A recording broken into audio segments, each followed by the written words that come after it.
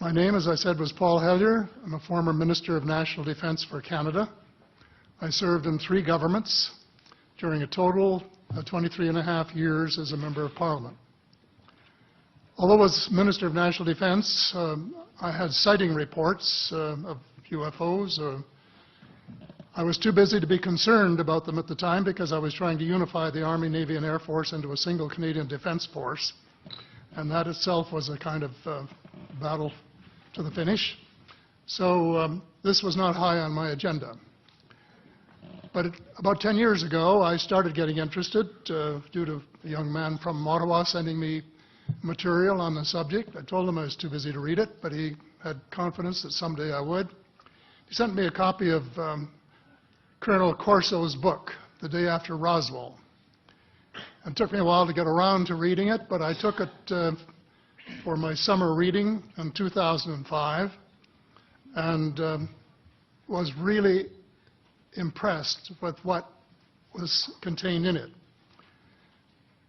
And what I thought to myself is there are huge issues here, huge issues. And the American people and the people of the world have a right to know what's going on because they're part of it. It's not just an isolated thing. And so after confirming the contents of the book with a retired United States Air Force general, I accept the invitation of Victor Vigiani, who's over here somewhere, and his cohort, Mike Bird, to speak to a symposium at the University of Toronto. And I said, UFOs are as real as the airplanes flying overhead.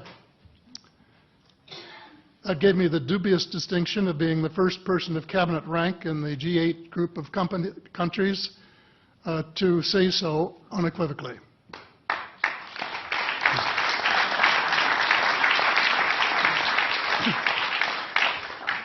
Since then, I've learned a lot from many sources, including a number of the fantastic witnesses that we have heard these last 4 days. They were so outstanding, I was just really blown away with them, the amount of information that was available.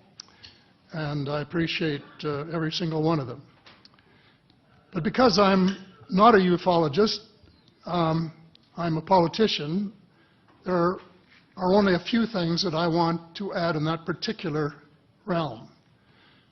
First is that about in the 1960s sometime, there was a flotilla of UFOs headed south that crossed into NATO territory in Europe. And the Commander-in-Chief of the Supreme Allied Headquarters in Europe was naturally very shaken. Fortunately, or maybe divine providence, before the panic button was pushed, the flotilla turned around and headed back north.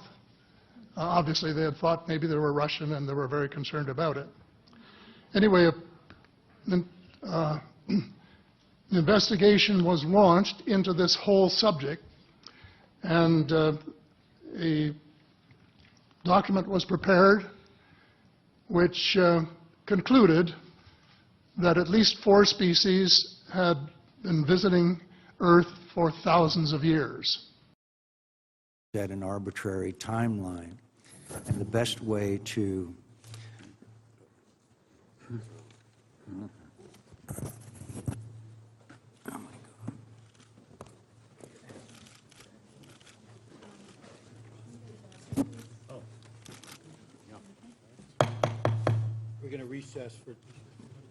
We're going to recess now for a few moments. We'll recess till a call of the chair.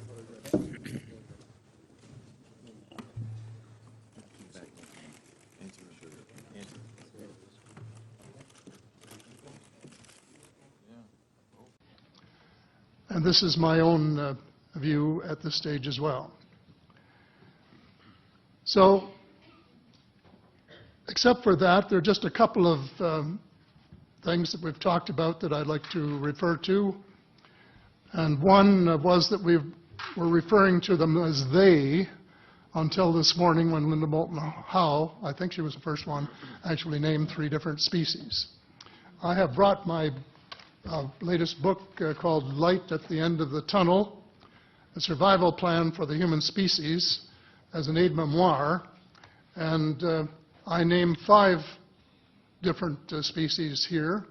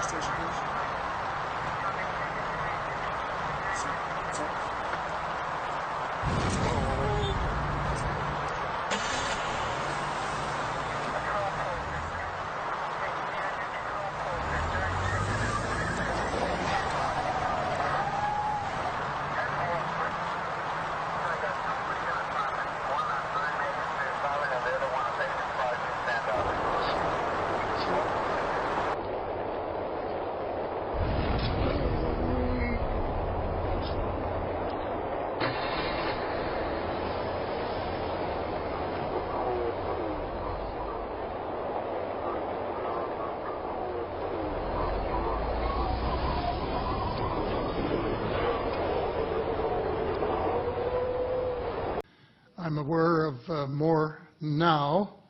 As a matter of fact, I saw a document just a few days ago that mentioned 20. And I think you, Mr. Chairman, were interested in some of the places they might come from.